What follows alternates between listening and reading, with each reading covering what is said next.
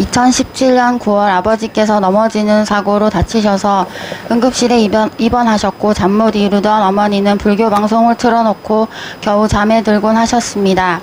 작년 5월경 어머니는 김원수 법사님의 유튜브 영상을 저에게 보내셨고 어느 순간부터 법사님의 말씀이 와닿기 시작했습니다.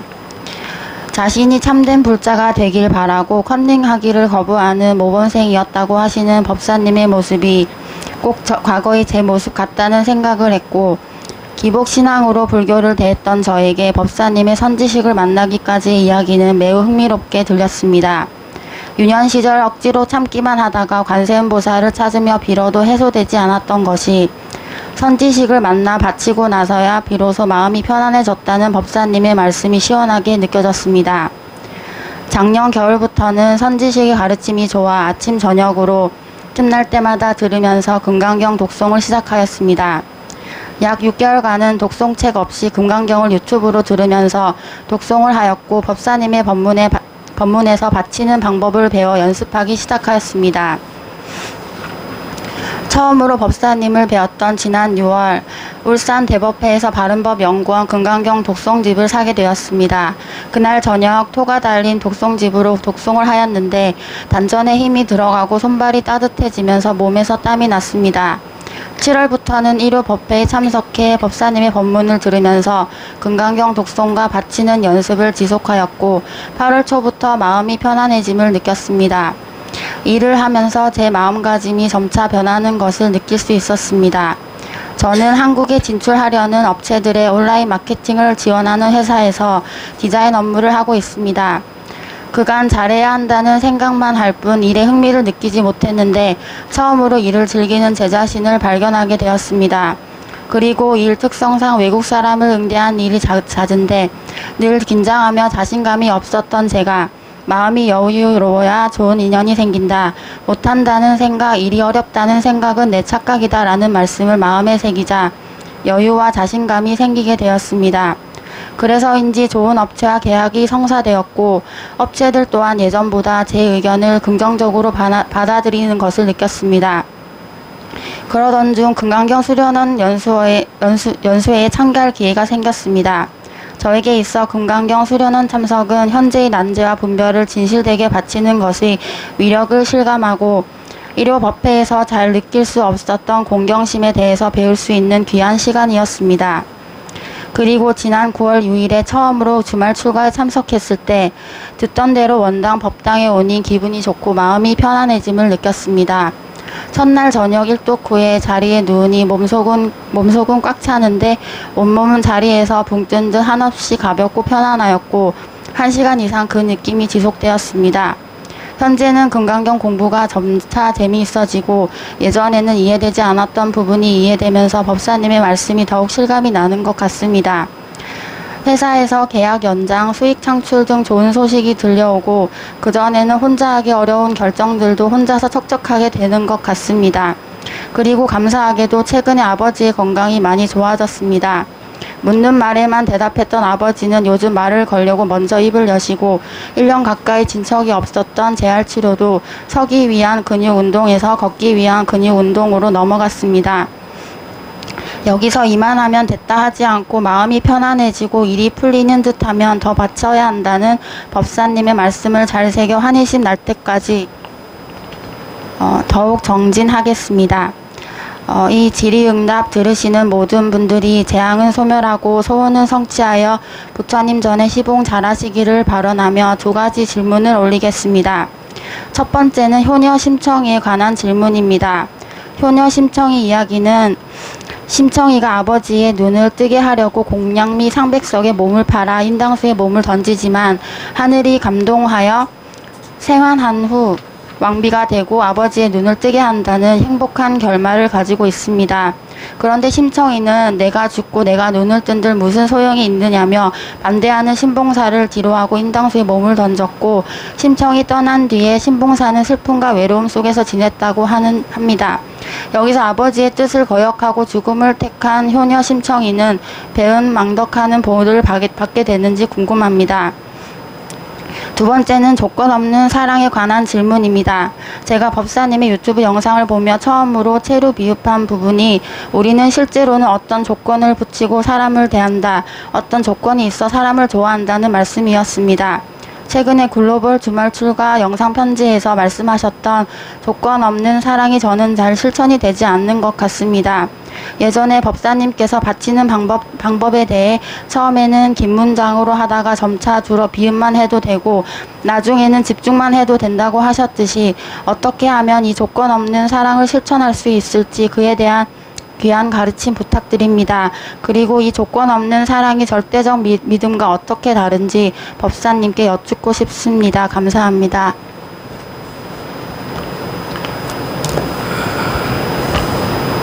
어디서 오셨죠? 부산 고향이고요. 지금 현재는 이제 서울에서 직장 다니고 있습니다.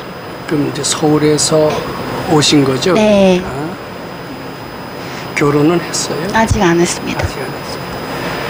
그러니까 주말 출가는 언제 처음 했죠? 7월에 처음 했는데 일요법회가 7월에 처음에 왔고, 예. 네, 그리고 주말 출가는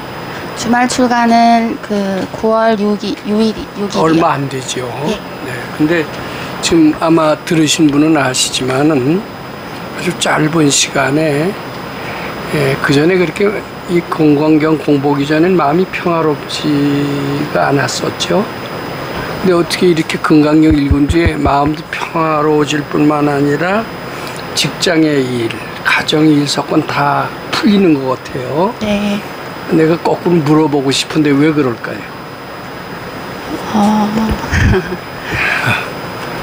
전에는 그걸 해소하는 방법을 잘 몰랐던 것 같아요.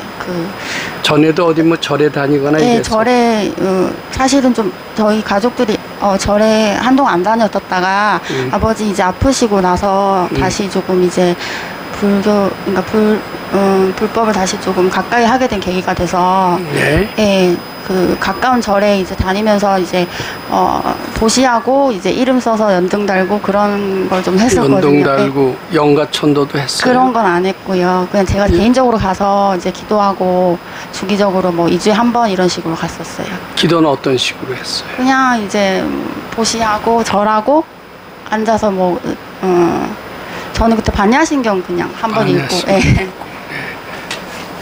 근데 그때는 그렇게 마음의 평화를 잘 못 느꼈죠. 네. 네. 일도 잘. 그리고 어떻게 해라라고 마치 학교에서 담임 선생이 지도하듯이 그렇게 책임을 지고 지도해 주시는 스님도 따로 없었죠. 그래서 네. 이렇게 존경하는 스님 이런 것을 마음속에 정해놓고 정기적으로 찾아뵙고 이런 것이 없었었죠. 네, 없었습니다. 근데 이제 아마 얘기를 잘 들으셔서 아시지만은 우리 분별망상을 자꾸 바치잖아요. 바치는 건 이제 부처님 하는 마음으로 이렇게 바꾸는 겁니다. 그러니까 부처님께 이 분별을 드립니다. 이제 이렇게 하는 순간 또는 금강경 읽는 순간, 금강경은 또 부처님 마음이나 마찬가지이기 때문에 금강경을 읽는 순간 번뇌망상의 마음이 부처님 마음으로 바뀌는 거나 마찬가지죠. 그렇게 바뀌면서 번뇌가 사라지고 그 자리에 이제 부처님 기운이 들어선다. 이렇게 해석하면 됩니다. 그럼 당연히 편해져요. 마음이 일단 편해지고요. 이 점점 더 편해지면은 이제 즐거움으로 변합니다. 근데 이 즐거움이 어떤 위력을 나타내요. 그냥 편안하고 많은 게 아니라 즐거움이 위력을 나타냈는데 지금 예를 들어 보면 직장에서도 상당히 뭐 일이 잘 풀리고 있잖아요. 네. 그것은 내가 열심히 잘해서 그런 것도 있겠죠. 근데 그것만 갖고 되질 않아요. 말하자면 편안해지는 마음, 이제 그것은 달리 말해서 짜증나는 마음, 즉 진심이 소멸됐다라는 거고, 진심의 소멸은 어떤 위력으로 나타나서 직장 일을 잘 되게 했을 뿐만 아니라 아버지의 병환까지도 낫게 했다. 이렇게 이해하면 됩니다. 누가 보면은 뭐 그 우연의 일치라고 하실지 몰라도 꼭 우연의 일치가 않아요. 이건 특히 금강경 공부하는 분들한테 저는 공통적으로 나타나는 현상이니까 이런 식으로 꾸준히 잘 한다라면은 본인은 점점 더 환심으로 충만할 뿐만 아니라 주위도 다 동시에 편안해진다, 이렇게 말씀드리고 싶습니다. 그리고 내가 왜 편안해지냐 이렇게 물었을 때 대답할 수가 있어야 또 딴 사람한테도 얘기해 줄 수가 있겠죠. 네, 이제 앞으로 그 얘기해 주실 수 있을 거예요. 근데 이제 질문이 뭐냐면 이제 효녀 심청 얘기는 우리가 잘 압니다. 실화라는 얘기도 있어요. 아마 실화일 것 같은 느낌은 들어요. 뭐 심지어는 중국의 어느 이제 그 왕비로 태어난 그 고을하고 한국의 효녀 심청이 태어난 그 고을하고 서로 자매 결혼까지 맞았다라는 어떤 역사학자 얘기도 제가 들은 적이 있습니다. 실제로 그 기록이 있었던 모양입니다. 근데 지금 질문이 뭐냐면은 인당수로 공양매 300석을 공양을 하고 팔려갔을 때 그 아버지 심봉사, 심학규라고 그러죠. 심학규는 굉장히 슬픔과 괴로움 속에서 비탄에 잠겼는데 이것이 배은망덕 아니냐, 뭐 이런 이야기입니다. 뭐 또 아마 그 여기 질문지에 보면은 아버지의 말을 거역하고 아버지의 가슴에 못을 박고 시집을 간 여자가 행복하게 살지 못했다, 그런 얘기도 썼었죠. 마찬가지로 심청이도 아버지의 가슴에 못을 박고 갔다면 그것도 배은망덕이 아니겠느냐, 뭐 이런 질문인 것 같아요. 그런데 꼭 배은망덕에는 두 가지가 있습니다. 아버지의 가슴에 못을 박고, 부모님 아마 못을 받고 가출을 했다고 칩시다. 가출해서도 공부를 하면은요, 결국은 업보가 해탈이 돼서 자기도 잘 되고 부모도 잘 돼요. 그런데 가출을 해서 공부를 하는 게 아니라 딴 데 시집을 갔다, 이렇게 되면 그건 배신이 되고 마는 겁니다. 그러니까 아버지라는 업보를 끊어버리고 새로운 업보를 만나요. 이건 배신이 되는 겁니다. 근데 나도 출가를 하면서 우리 어머니의 속을 무척 괴롭게 했어요. 그럼 같은 논리로 나도 배은망덕했다라는 그런 판단이 나오죠. 근데 나도 우리 어머니 속을 무척 속 썩게 했지만 밖에 나와서 뭐 딴 어머니의 속을 새기는 딴 여자와 결혼한 게 아니라 출가해서 공부를 했어요. 결국은 나도 어머니와 맺은 업보를 해탈했고 어머니도 좋아졌어요. 효녀 심청이도 처음에는 괴롭혔지만 아버지의 속을 새기고 어떻게 뭐 아버지가 싫어하는 다른 남자한테 시집간 게 아니라 아버지를 위해서 물에 빠져 죽은 그 아상의 소멸이죠. 소멸로 아버지도 나중에 눈을 뜨게 되는 겁니다. 그건 배은망덕하고 좀 틀려요. 그 이해가 되겠어요? 네, 그 다음에 두 번째, 조건 없는 사랑을 하고 싶죠. 근데 우리는 조건 없는 사랑을 하게 되질 않습니다. 이제 대개 이래요. 이제 서로 사이가 좋을 때는, 자, 우리 좀 서로 수틀 일이 있다 하더라도 영원히 비운치 말자. 나한테 잘해줄 때는 좋아하다가 나한테 좀 서운했다고 그래서 금방 팩 돌았으면 이거 너무 장사꾼 마음 같지 않느냐. 나한테 잘못했다 하더라도 우리는 비운치 않는 친구가 되자. 친구끼리도 그런 얘기를 할 수가 있고요. 저도 그런 적이 있습니다.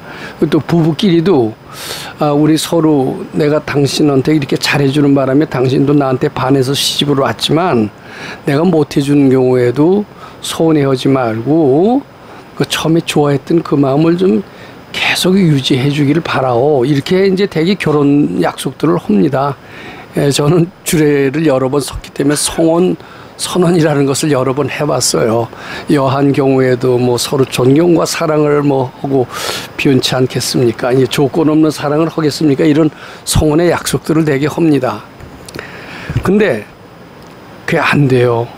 자기한테 조금 싫게 하면은 처음에 약속은 헌신짝처럼 차버리고 배신을 하고 이혼을 하고 이렇게 됩니다. 부부싸움을 하고 이렇게 됩니다. 근데 어떻게 하면은 그렇게 조건 없는 사랑을 할 수 있겠느냐, 뭐 그런 얘기죠. 그 맨입으로 될까요? 맨입으로 되라 그러면 나한테 한턱 내라는 얘기처럼 들리는데 한턱 내라는 게 아니라 이 조건 없는 사랑은 아무나 되는 게 아닙니다. 왜냐하면 우리는 무시가 없네로 조건이 있는 사랑만 해왔기 때문에 조건 없는 사랑이 어떤 것인지 알지도 못하고 흉내를 내려고 하더라도 안 돼요. 근데 이제 여기 이런 질문 했습니다. 절대적인 믿음과 조건 없는 사랑과 어떤 관계가 있느냐 이런 물음이 있었죠. 근데 절대적인 믿음은 조건 없는 사랑을 탄생시킬 수 있는 조건은 됩니다. 필요 조건은 돼요. 근데 충분 조건은 안 됩니다. 절대적인 믿음을 가지고 계속해서 무보수원 일을 연습을 해야 됩니다. 무보수원 일을 연습을 하면 절대적인 믿음이 필요해요. 믿음이 약하면요, 무보수원 일을 오래 지속할 수가 없어요. 예를 들어서 여기 지금 법당에 나오시다 안 나오시는 분이 있는데 처음에 나오실 때는 뭐라고 그러시냐면 금강경 읽으니까 눈물이 나고 치료비유 보고 법사의 은혜가 감사하고 저는 여한 경우에도 법사를 저거고 뭐 변치 않겠습니다. 뭐 이런 등등 뭐 그렇게 나한테 약속은 안 했어도 표현이 그럴듯하게 그렇게 들려요. 이제 그러다가 뭐 이제 조금 뭔지 이제 처음엔 이게 겸손하죠. 그리고 부처님 은혜가 큰 거 같죠. 근데 가만히 보니까 뭐 별거 아닌 것 같거든. 법사도 별거 아닌 것 같거든. 이제 그렇게 이제 오만한 생각이 들기 시작을 합니다. 편안해지면 오만한 생각이 들어요. 처음에 뭐 몇 년을 놀다가 취직이 됐다고 칩시다. 누가 취직을 해줬다고 칩시다. 그건 감지덕지할까요? 안 감지덕지할까요? 감지덕지하고 이제 은혜를 잊지 않겠습니다 하고 이제 이렇게 뭐 선물도 하고 이렇게 됩니다. 근데 조금 이따 지나가다 보면 그거 뭐 취직시켜주고 별거 아니네. 그거 뭐 그 정도 갖고서 내가 감지덕지 할 건 뭐 있어 이제 이런 생각을 합니다. 이제 그러다가 상대가 야, 너 그렇게 처음에는 취직시켜줬을 때 감지덕지 하면서 해마다 선물 사온다고 하다가 왜 근래는 안 사오냐 뭐 이런 약간 서우는 소리를 할 수가 있어요. 그럼 이제 그때부터 싹 돌아서는 수가 있습니다. 이게 조건 없는 사랑이 안 돼요. 이게 쉽지 않아요. 어느 부부간에도 안 되고요. 부자지간에도 안 됩니다. 부자지간 아무리 어머니의 사랑 다 조건이 붙어요. 우리는 조건 없는 사랑이라는 건 모릅니다. 할 수가 없어요. 할 수 있는 일은 이게 안 돼요. 그건 부처님만 하는 거예요. 근데 그러기 위해서는 절대적인 믿음으로 출발해야 됩니다. 절대적인 믿음 갖고서도 꼭 조건 없는 사랑으로 연결되지는 않습니다. 근데 절대적인 믿음을 갖는다면은 약간 손해보더라도 공부를 때려치지는 않아요. 그럴까요? 안 그럴까요? 약간 공부해서 결과가 시원치 않더라도 그래도 이 공부는 또 이 시원치 않은 것은 일시적인 현상이지 또 이렇게 시원치 않은 것은 나중에 축복으로 연결되지 이렇게 가면서 역경이 오더라도 계속 절대적인 믿음 갖고 꾸준히 나갑니다. 그리고 무보수원 일을 계속해라 그러면 믿음이 있으니까 무보수원 일을 계속해서 하게 됩니다. 그것이 오래되면은 나중에 절대적인 사랑으로 될 수는 있어요. 근데 처음부터 그렇게 될까요? 대뜸 부처가 되려고 그러면 욕심이에요? 아니에요. 욕심이죠. 왜냐하면 우리는 원체 탕자의 생활을 오래 했기 때문에. 근데 꾸준히 정말 절대적인 믿음을 가지고 어떤 유혹과 시련에도 굴하지 않고 어떤 퇴타심이 나더라도 근데 퇴타심이 왜 나는 줄 아세요? 이 법당에서 처음에 퇴타심 안 납니다. 체류비유보고 한이심 냅니다. 근데 시원찮은 사람을 나무래기 시작을 해요. 이게 참 문제입니다. 시원찮은 사람을 나무래면서 저 사람은 당연히 나무랠 사람이다. 저 사람은 이쪽의 법당에 있어서는 안 될 사람이다. 이렇게 하면서 나무래는 아주 합리적이고 타당한 이유를 자기 나름대로 만들어냅니다. 자, 요것은 보따리 싸는 첫 신호입니다. 왜 내 눈에 그렇게 남의 허물이 보일까요? 내 허물에 드러나기 시작했다. 요 증거가 됩니다. 근데 내 허물로 봅니까? 저 사람의 허물로 봅니까? 저 사람의 허물로 본다는 데 문제가 있어요. 근데 저 사람의 허물에서 끝나지 않고 이제 저 사람을 허물을 이제 해요. 근데 주위 사람들이 원체 점잖으니까 아무 반응을 안 합니다. 이제 아이 내가 괜히 숭봤구먼 이러죠. 근데 또 어떤 사람이 또 그 사람을 숭봐요. 그러면 동지가 나타났어요, 안 나타났어요? 동지를 나타내서 이제 동지를 규합을 하는 겁니다. 그때 깜짝 놀라서 내가 바치랬는데 안 바치고 흉을 보고 심지어는 동지까지 규합하네 이렇게 하면서 깜짝 놀라서 바치면서 아 우리 숭보지 말자. 여기 남 들여다보지 말라고 그랬지. 그리고 빠져있어야 됩니다. 근데 우리는 원체 그런 습관을 오래 해왔어요. 노조를 결성하고 남의 허물을 보는데 익숙해 있는 것을 무식업으로 해왔어요.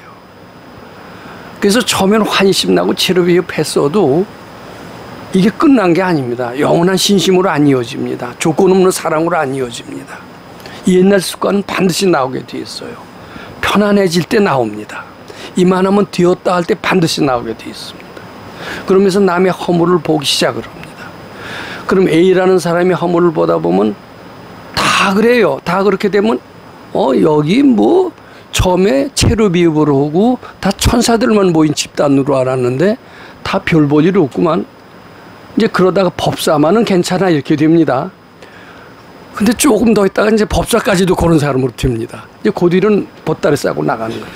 나가신 분은 다 그런 과정을 그대로 거쳤습니다. 처음부터 그랬던 건 아닙니다. 자, 절대적인 믿음을 가지고 역경이 있더라도 계속해서 조건 없는 사랑을 이렇게 해서 부처님 시방 잘하길 바랍니다. 보충 질문 있어요? 감사합니다. 예.